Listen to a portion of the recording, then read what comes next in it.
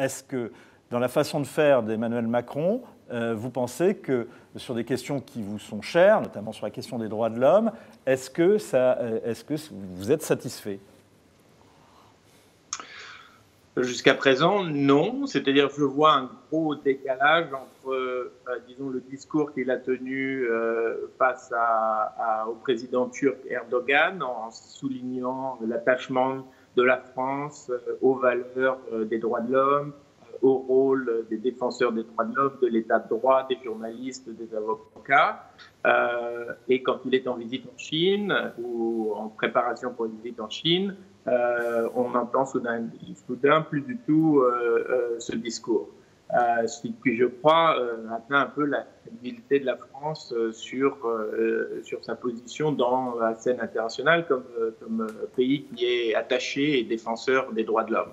Je crois que la question des droits de l'homme, elle n'est pas simplement une sorte de luxe qu'on peut se payer en diplomatie si on a du temps. L'état des droits de l'homme en Chine reflète une réalité politique, reflète une concentration du pouvoir, une personnalisation du pouvoir par Xi Jinping, un recul de l'état de droit, une position beaucoup plus agressive sur le plan géopolitique. Alors, justement, Nicolas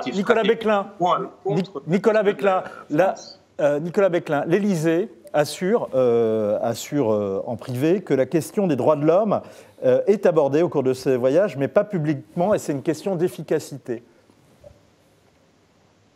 Oui, ça c'est un argument qui est faux. Qu'est-ce qui est faux? Que l'efficacité, que aborder les questions des droits de l'homme uniquement dans le cadre privé, derrière les portes closes, est plus efficace qu'en public. Il faut les deux. Simplement, quand ça ne marche pas en privé, il faut amener les dossiers sur la scène publique.